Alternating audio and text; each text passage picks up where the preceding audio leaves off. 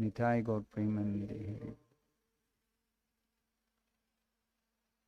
Om Namo Bhagavate Vasudevaya.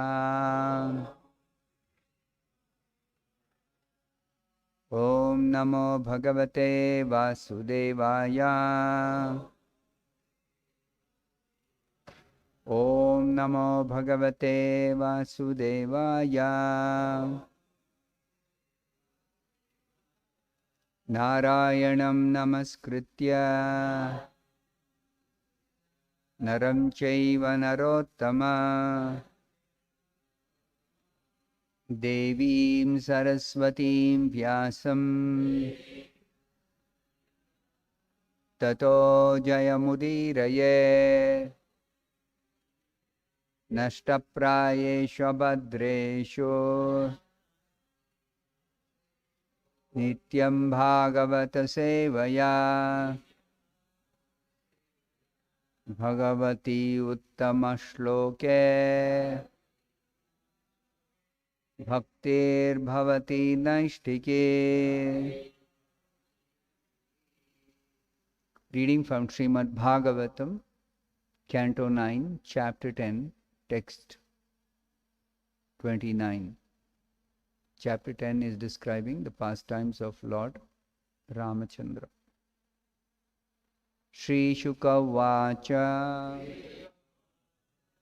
Swanam Vibhishanaha Chakre Swanam Vibhishanaschakre Kosalendra Anumoditaha Kosalendra Anumoditaha Pitra Medha Vidhanena Pitra Medha Vidhanena Yad Uktam Samparayikam Yaduktam Samparayikam.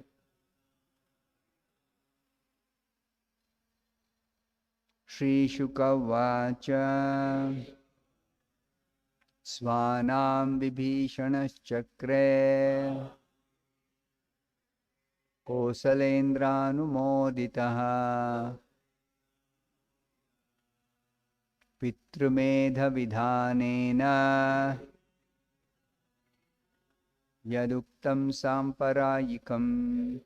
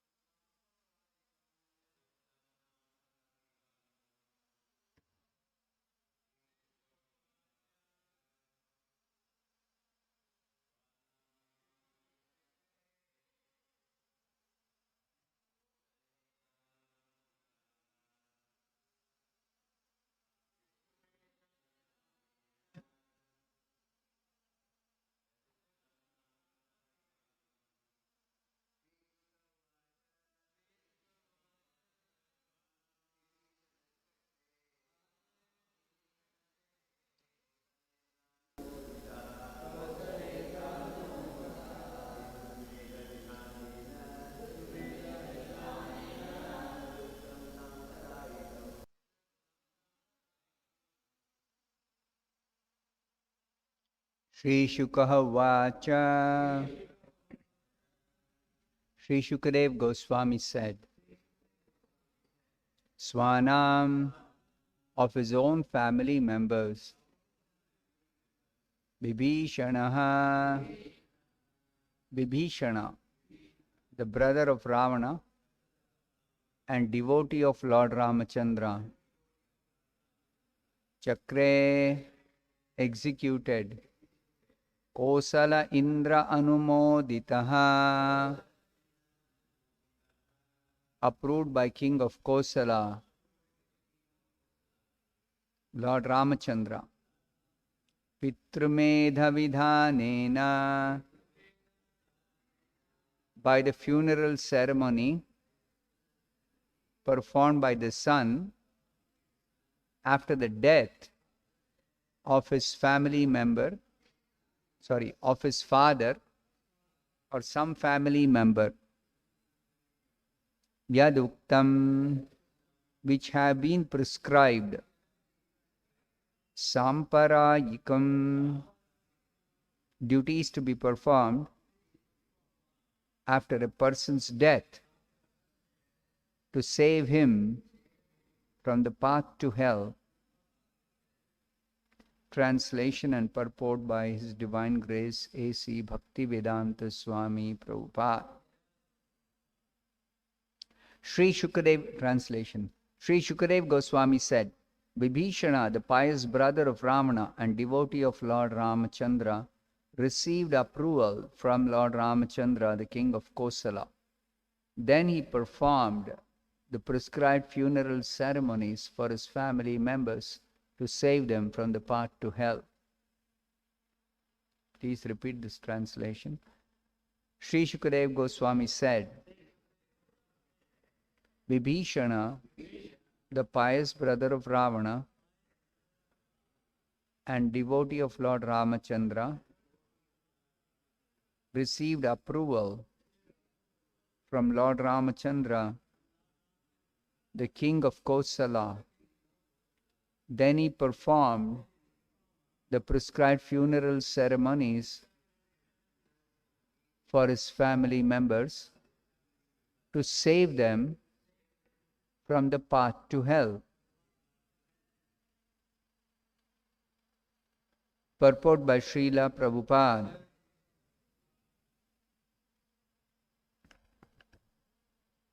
After giving up the body, one is transferred to another body, but sometimes, if one is too sinful, he is checked from transmigrating to another body, and thus he becomes a ghost. To save a deceased person from ghostly life, the funeral ceremony or Shraddha ceremony, as prescribed in authorized Shastra, must be performed. Ravana was killed by Lord Ramachandra and was destined for hellish life. But by Lord Ramachandra's advice, Vibhishana, Ravana's brother, performed all the duties prescribed in relation to the dead. Thus Lord Ramachandra was kind to Ravana even after Ravana's death. Thus ends the Bhaktivedanta purport. Om Ajnanatimmirandasya Jnananjanashalakaya Chakshurunmilitam Yena Tasmai Shri Gurave Namaha. Nama Om Vishnu Padaya Krishna Presthaya Bhutale Srimate Bhaktivedanta Swaminiti Namine. Namaste Saraswate Deve Gauravani Pracharine Nirvishesha Shunyavadi Paschatya Deshatarine. Jaya Shri Krishna Chaitanya Prabhu Nityananda Shri Advaita Gadadhara Srivasati Gaura Bhakta Vrinda. Hare Krishna Krishna Krishna Hare Hare Hare Rama Rama Rama Hare Hare. Shukadev Goswami is describing the pastimes of Lord Ramachandra. So he is continuing to describe to Parikshit Maharaj the events leading to the death of Ravana. Briefly he is describing. So after Ravana was killed by Lord Rama, the wives of Ravana, they were lamenting. And the previous verse describes that their lamentation was that even though Ravana was having so much of opulence and he was devoted to Lord Shiva, because of whose mercy he was having so much of opulence, so much of power, and so many followers, all very faithful to him. Still, by this one activity of desiring to enjoy someone else's wife, he was completely ruined.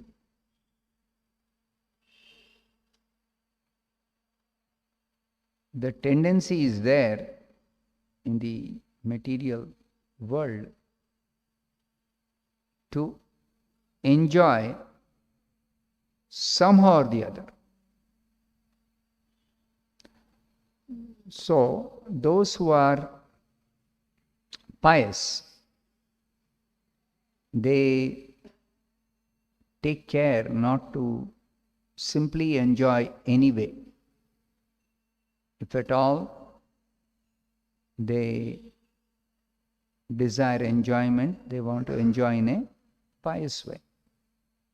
Why? Because, as examples in the scriptures are explaining to us, Ravana, with all his power, with all his opulence, with all his influence, he did not care to avoid sinful ways of enjoying.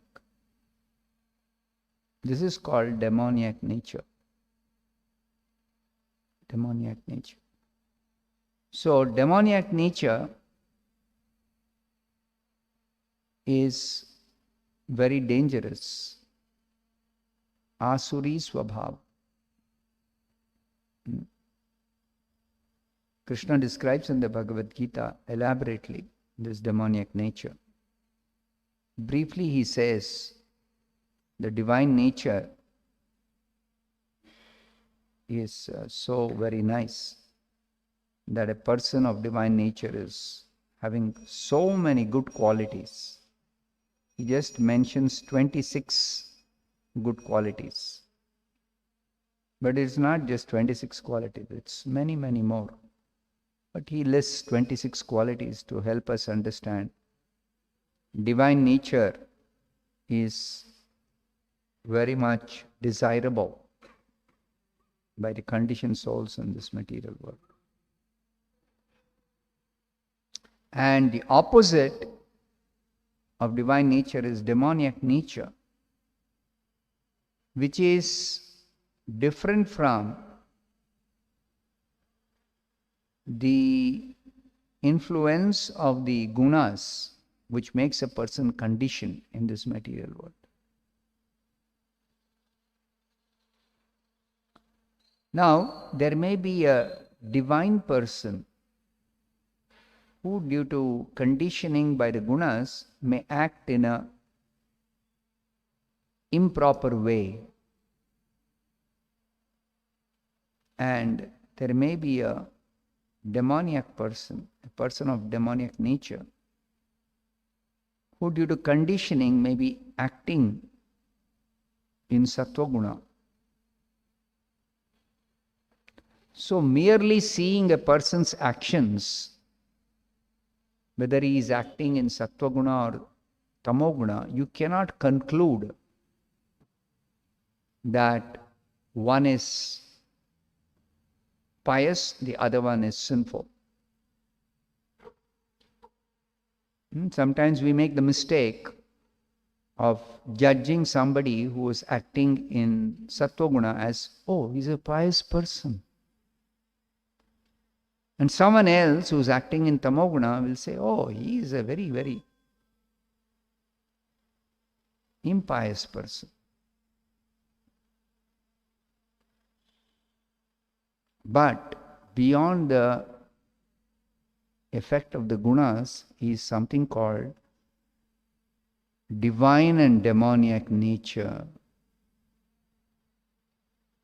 That's why in the Bhagavad Gita you should notice that 14th chapter says what is the three modes of material nature, and 16th chapter says divine and demoniac nature.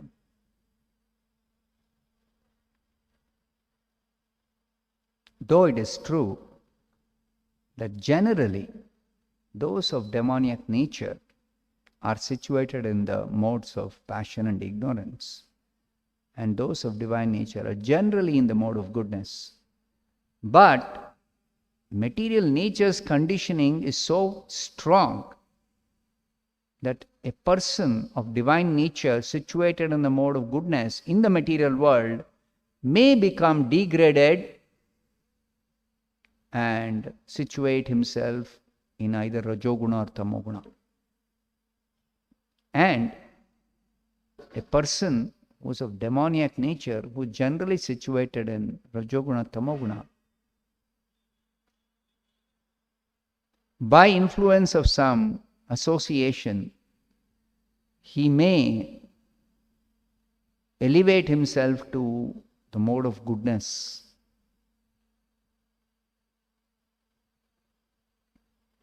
But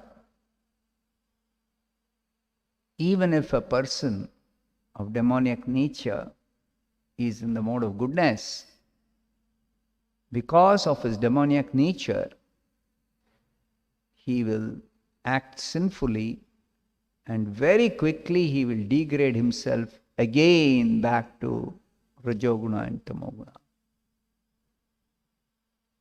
And the person of divine nature, even though he becomes degraded, because of his divine nature, he repents and he corrects himself and very quickly gets elevated to Sattva-guna. So you see the descriptions of Indra in the Bhagavatam.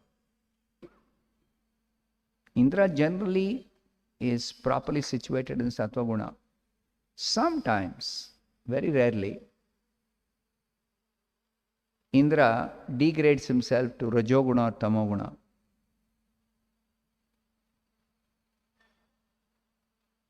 But because he is divine natured, immediately he corrects himself. Immediately corrects himself. This is divine nature. A person in divine nature will not go on committing mistakes and sinful activities and degradation. No, never. And a person in demoniac nature, even though sometimes by some influence of some good association or something like that, some situation, he may act in a pious way, he cannot continue to act in a pious way. He cannot continue to act in a pious way. Very soon he'll act sinfully and degrade himself.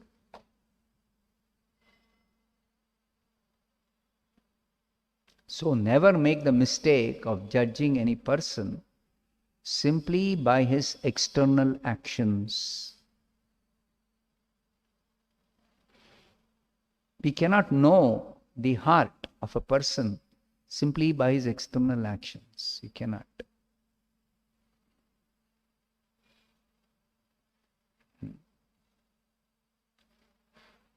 Within the heart,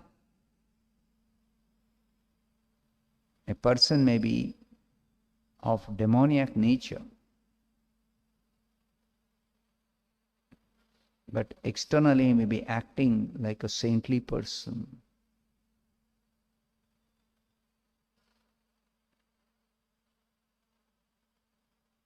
And within the heart, somebody of divine nature may externally be acting as a materialistic person. But we cannot make out.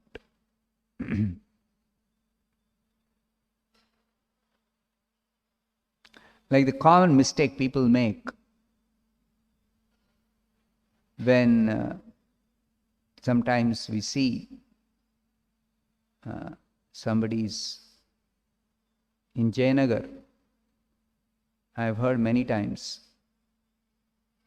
people telling that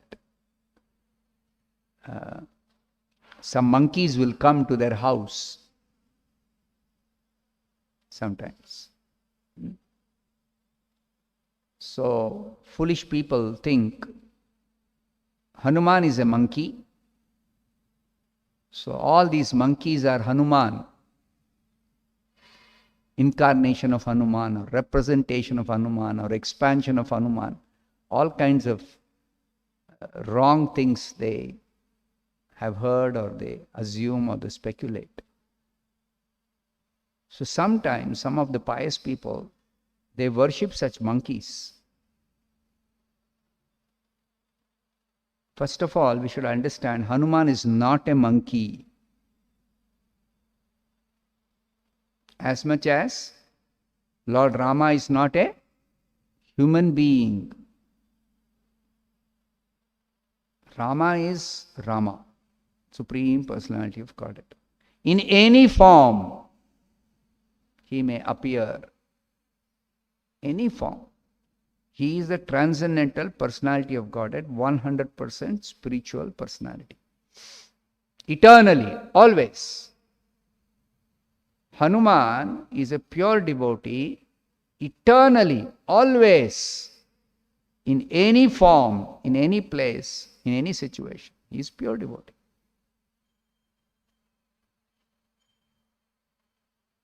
So, never judge anyone by their external activities.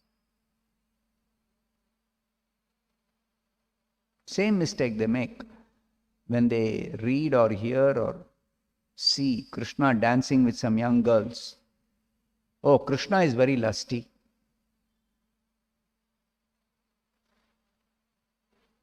This is again the same mistake. Judging somebody by their external appearance. Now here, why I am mentioning this is, because here it says, Swanam Vibhishanas Chakre Kosalendranu Moditaha. Vibhishana, the brother of Ravana. Prabhupada qualifies in the translation, in the word for meaning. Prabhupada says, Vibhishana, the brother of Ravana. In the translation, he says, Vibhishana, the pious brother of Ravana. So, Prabhupada says, sometimes, very rarely, a devotee takes birth in a family of demons.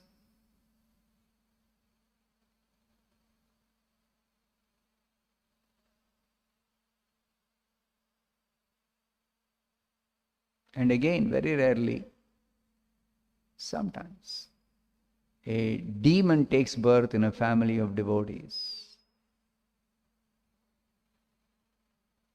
So Vibhishana is the example of devotee taking birth in family of demons. Prahlad is another example. Bali Maharaj is another example. Devotee taking birth in the family of demons. What about demon taking birth in family of devotees? Famous example. Huh? No.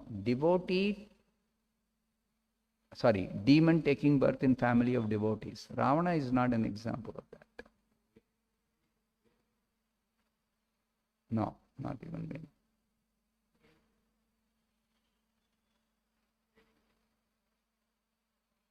He was not born in the family of devotees. That's why it said Prahlad was born in a family of demons.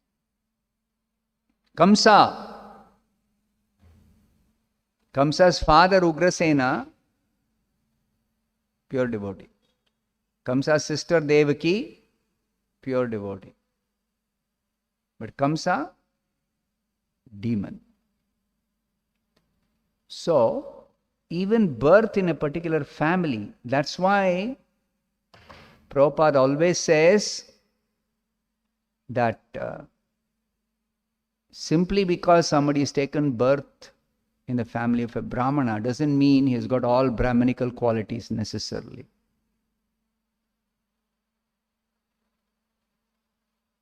Or simply because somebody is born in a family of a Shudra doesn't mean he's necessarily got all Shudra qualities.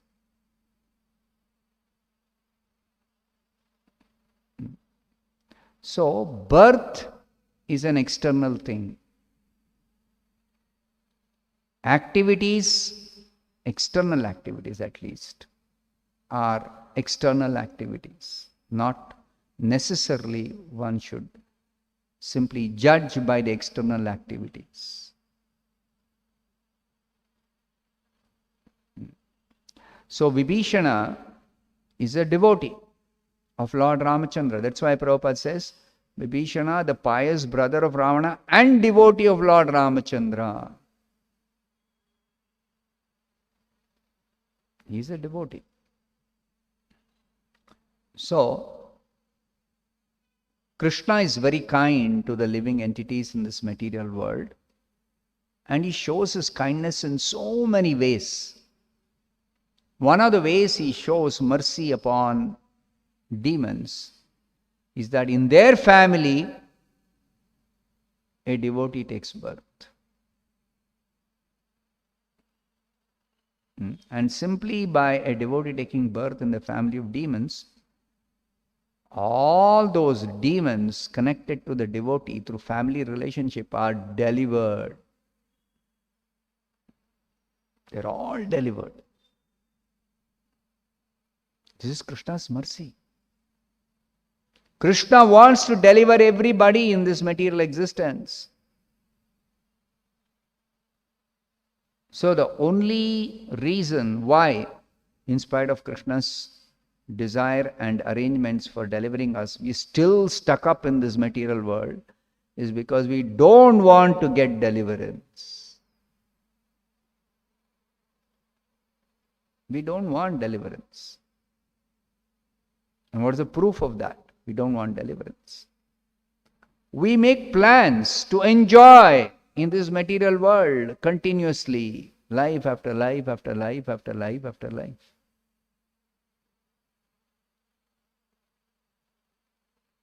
So we should always understand, to not get deliverance, to not become liberated is difficult. To not get liberation is difficult. To get liberation, to get deliverance, to get out of the material world is the easiest thing.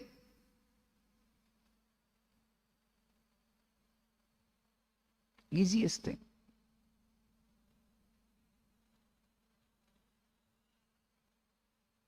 Because so many arrangements Krishna has done for our deliverance.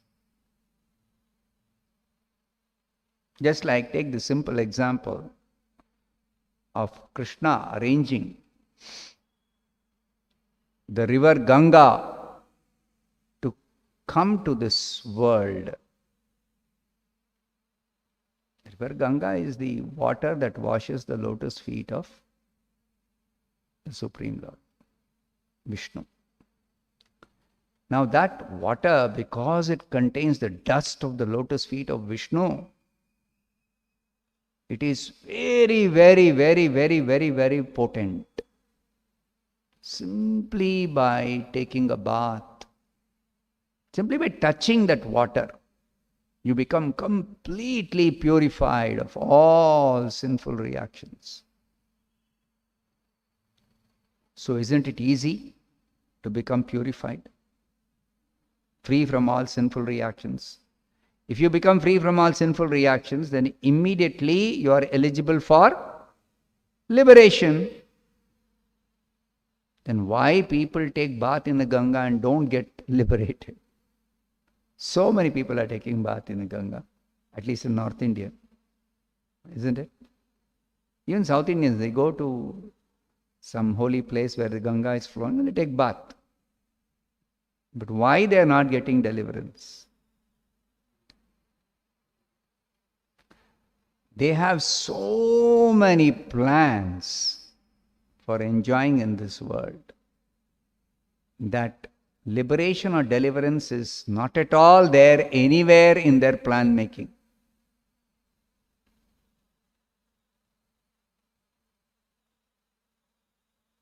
Nowhere they have got even the desire or the plan to get out of this material existence.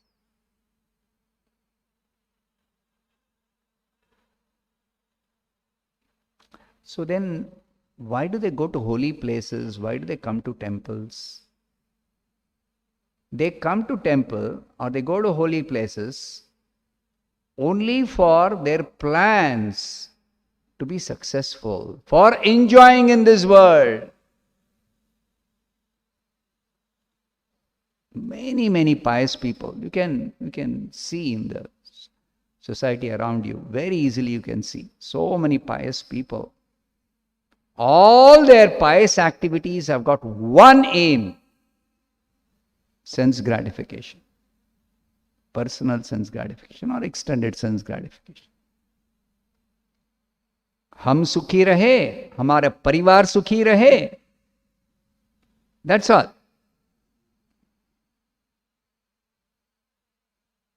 ನಾವು ಚೆನ್ನಾಗಿರಬೇಕು, ನಮ್ಮ ಕುಟುಂಬದವರು ಚೆನ್ನಾಗಿರಬೇಕು, ಅಷ್ಟೇ. Nothing more than that. At the most, they may think, oh, everyone in this world should be happy. Everyone in the world should be happy. Nobody should suffer. They are considered very kind people. Actually, according to the scriptures, people who have no plan or desire for deliverance from this material world are the most selfish people in this world. Most selfish people. Because they only desire material enjoyment for themselves. And sometimes they also include others. Primarily, a materialist wants personal sense enjoyment, personal enjoyment. But sometimes a materialist will include, okay, my wife, my children, my family members, my community people, my country people, or all human beings, and sometimes even beyond human beings, all the dogs also. All this is because they have somehow developed material attachment to either their wife or their family or their community or the dog or the human beings. They develop some material attachment. So it is called extended self. So always remember, it is very difficult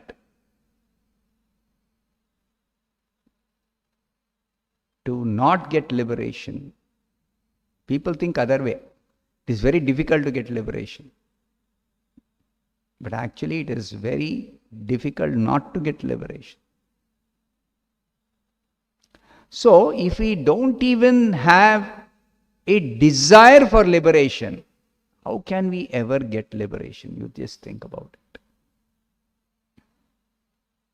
Krishna never forces. Neither he forces you remain here, nor he forces you get out of this place and come to my abode. Neither thing he forces. Krishna does not force. That's called free will. So free will is always there. Whether somebody is a demon, somebody is a devotee, somebody is a pious person, somebody is a human being, somebody is a whatever. Everybody has free will at every moment. So they have to make the choice, proper choice. Whatever choice they make. Ravana, in spite of having a brother like Vibhishana, Vibhishana would always advise his brother, Ravana, to stop sinful activities. to not give trouble to others, to not misuse his power. So Ravana would not listen to his brother. Dhritarashtra had a brother, a pure devotee, Vidura. Even though he had some affection and attachment for Vidura, he would not listen to Vidura when Vidura would give him some good advice.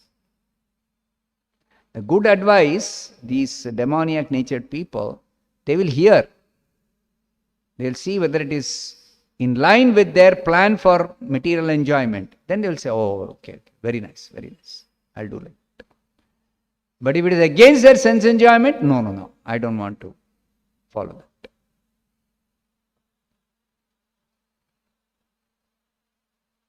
You see, sense gratification is such a dangerous thing. It's very, very, very dangerous. It's very misleading. That's why throughout the Bhagavatam, this is stressed that as long as somebody is interested in personal sense enjoyment or enjoyment, sense enjoyment itself, they can never take to Krishna consciousness. They can never take to bhakti. Bhakti is not possible. And their so-called execution of some pious activities, Hatha Yoga, Jnana Yoga, Karma Yoga, all that is a waste of time. It's totally a waste of time. They don't make any spiritual progress by doing all those activities. Because all those activities, ultimately, you will carefully examine and realize that they are meant for their sense gratification only. That's why many shlokas are there in the Bhagavatam. Give up this sense gratification business. Vishaya chadiya, serase majiya, mukhe bolo hari hari. Narottam Das Thakur, in just 2 lines, he finishes off this whole teachings of all the scriptures. Vishaya chadiya, give up this sense gratification business. And why sense gratification? Because we have become accustomed to enjoy life through sense gratification. That's the only way we know how to enjoy, how to get pleasure. So he says, instead, why don't you try to seek pleasure? Se rase majiya, mukhe bolo hari hari. Through simply chanting Hare Krishna, why don't you try to seek pleasure? And this pleasure is so nice, it is very relishable. Though in the beginning it may appear to be like bitter, this chanting Hare Krishna. But you can actually develop a higher taste, a spiritual taste. And then you can actually relish chanting Hare Krishna, by which automatically this desire for sense gratification will become insignificant. Then very easily you will give up this business of sense gratification. Very easily you will give up. So therefore, we stress, please chant Hare Krishna. And after somebody begins chanting, we say, don't keep the goal of chanting Hare Krishna as some sense enjoyment, sense pleasure, no. Or some material benefit, no. Na dhanam, na janam, na sundarim, kavitam va, jagadish kamaye. Now Vibhishana, what is he doing? He tried to advise his brother would not listen. So finally, Vibhishana, at some point, he gave up his brother's association and he came away to associate with Lord Ramachandra. Even when he was coming to join Lord Ramachandra, that time some of the monkeys, they warned Rama and Lakshmana that this Vibhishana, he belongs to the enemy camp. He cannot be trusted. He may come as if he is willing to surrender, but he might have come as a spy. So we have to be very careful. Should not simply allow him like that. So when the matter was brought to Lord Ramachandra, Ramachandra says one thing, which is very, very significant. This is explained by Chaitanya Mahaprabhu in his teachings to Sanatana Goswami. Anybody surrenders to the Supreme Lord by declaring, "My dear Lord, so far I have been forgetful of you, or I have been away from you, or I have been inimical to you. But now I give up that inimical attitude and I completely want to take shelter of your lotus feet.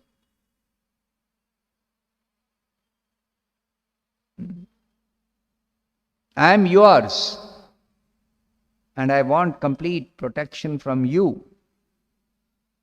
I am giving up all other sources of protection." That is the meaning of surrender. All other sources of protection, all other shelters I am giving up. You are my exclusive shelter. Then Lord Ramachandra says, such a person, it's my promise that I will give him complete protection.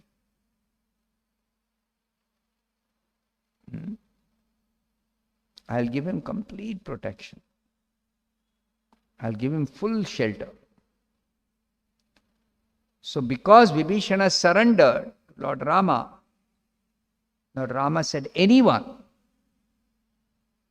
whatever the past, doesn't matter. Same thing Krishna says in Bhagavad Gita. Sarva dharman parityajya mamekam sharanam vraja aham tvam. Mamekam means me alone. Not so many other shelters, and Krishna is also my shelter. No. Only exclusive shelter of Krishna.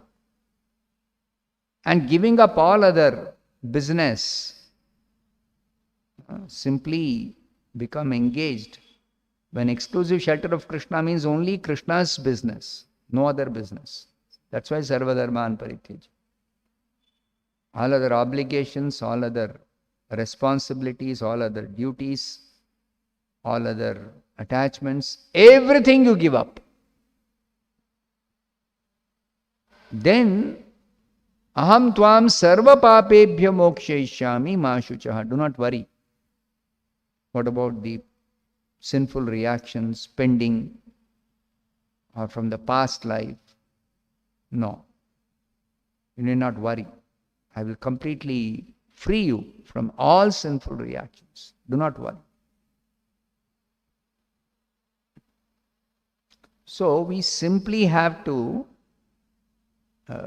chant Hare Krishna and associate with devotees to give up our old attachments, our old desires for material enjoyment, our old habits, our past conditioning. That takes a little time, even though surrender doesn't require time. Surrender doesn't require time. But giving up the old habits, giving up the old attachments, that requires some time. So therefore, after one surrenders, one should associate with devotees who are similarly endeavoring for surrender and take the specific guidance of one who is fully surrendered. Specific guidance is required of one who is fully surrendered. Though the association of those who are similarly endeavoring to surrender, endeavoring to purify after surrendering, is required. But the guidance has to be obtained from one who is fully surrendered, a pure devotee. Pure devotee's guidance is required. So that guidance, Krishna says in the Bhagavad Gita, tad vidhi pranipatena pariprashnena sevaya upadekshanti te jnanam jnaninaha tattvadarshinaha. Tattvadarshi, jnaninaha. Tesham jnani nityayukta eka bhaktir vishishyate. Eka bhaktir vishishyate. One who is one-pointed attention, is completely engaged in full devotional service, unfailing in all circumstances. Nityayukta, always engaged in pure devotional service. Nityayukta. Upasate, always engaged. Not just speaking, but also acting, thinking, feeling, willing, everything. Nitya yukta upasate. Such a person is very, very dear to Krishna, and Krishna is very dear to him. Priyohi jnanino atyartham. That jnani you should surrender. That type of jnani, not the impersonalist jnani. Tadvidhi pranipatena pariprashnena sevaya upadekshanti te jnanam jnaninaha. Jnani. Tattvadarshinaha, because he has seen the truth, he has realized the truth. Krishna, is Krishna realized so? So such a person we should surrender, we should take guidance. I'll stop here. Grantaraj Srimad Bhagavatam ki, Srila Prabhupada ki jai.